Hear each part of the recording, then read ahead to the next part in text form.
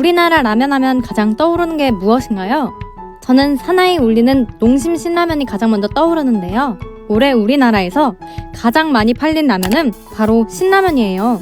1991년 이후부터 무려 32년째 1위를 차지하고 있어요. 농심은 지난달 27일 올해 3분기까지 국내 주요 라면 4사의 매출액을 산출한 2022년 전국 라면 인기지도를 공개했었는데요.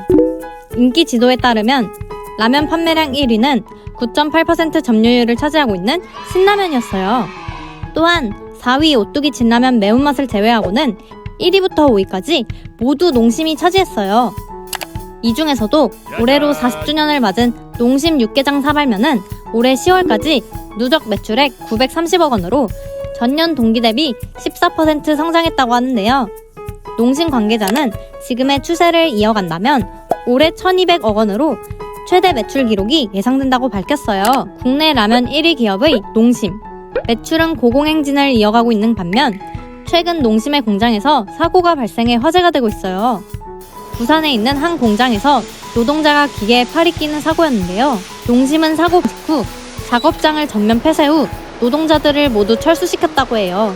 또한 농심은 피해 노동자를 위해 앞으로 부작용이나 장애가 없도록 지원은 물론이고 치료 후 원하는 직무에 복직할 수 있도록 전력 지원하겠다고 밝혔어요. 최근 SPC 공장 사고로 인해 20대 노동자가 사망하는 사건이 있었기에 농심의 공장 사고에도 많은 이들이 주목을 하고 있는데요. 농심에서 피해 노동자를 배려해주고 사고에 대한 대처를 잘해주어야 앞으로도 국내 1위 기업으로서 시장을 잘 선점할 수 있을 것 같아요. 차트는 알파스케어. 국내 1위 라면 기업 농심. 농심은 어떻게 국내 1위가 될 수 있었을까요? 우선 농심은 롯데와 연관이 있다는 것 다들 아시나요?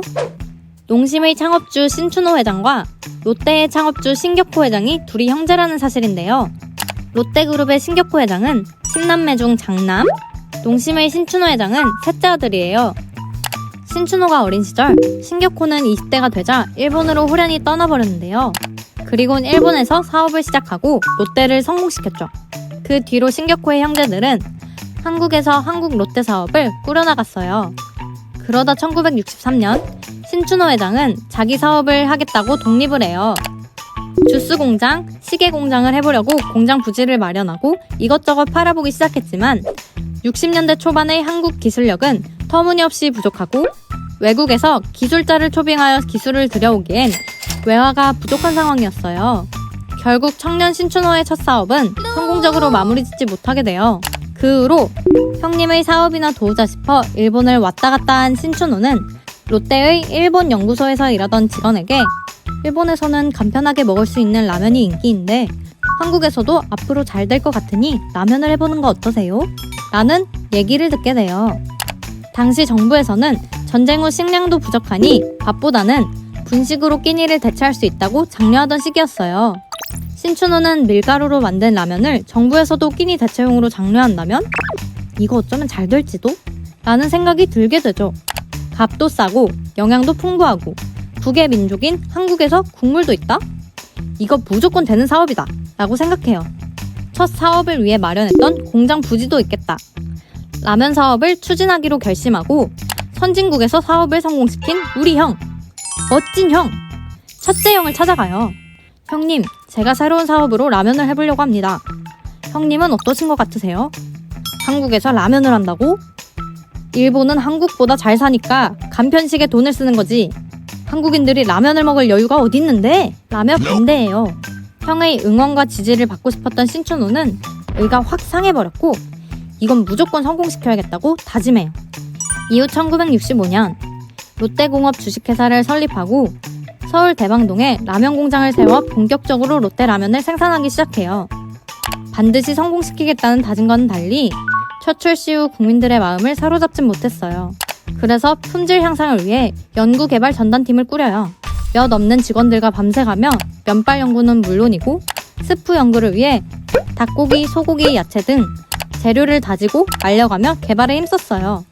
그럼에도 이미 시장 전반엔 삼양라면이 자리 잡고 있었기 때문에 롯데라면은 잘 팔리지 않았어요.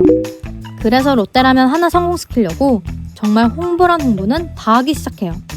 잘 나가는 롯데껌에도 라면 판촉물을 껴서 팔아보고 연예인 광고도 해봤으나 그 광고 효과도 그때뿐이었어요.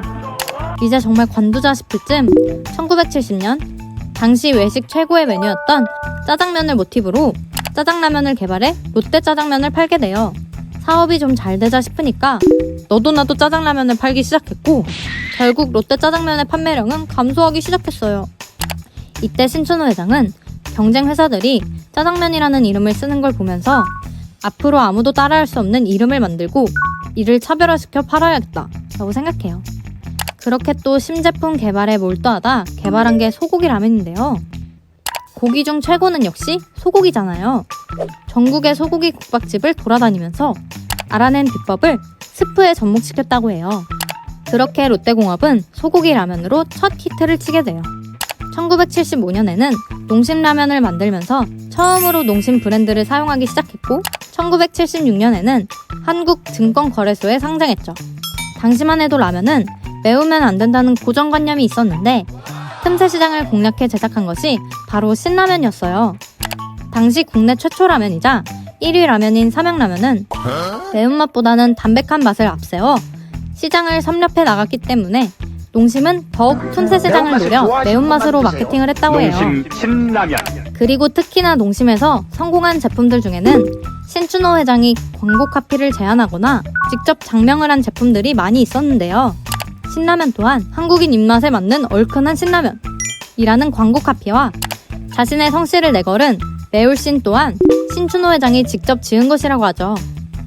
신라면의 포장부터 디자인까지 모두 직접 신경 썼다고 해요. 짜장라면계의 1위인 짜파게티 이름도 신춘호 회장이 직접 짜장면과 스파게티를 조합하여 짜파게티로 장명했다고 해요.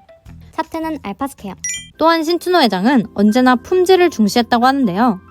신춘호 회장은 비록 공장에서 대량 생산하는 한 봉지의 라면이라도 그것 나름의 품격을 갖추어야 하고 특색과 개성을 지녀야 한다 라고 했어요.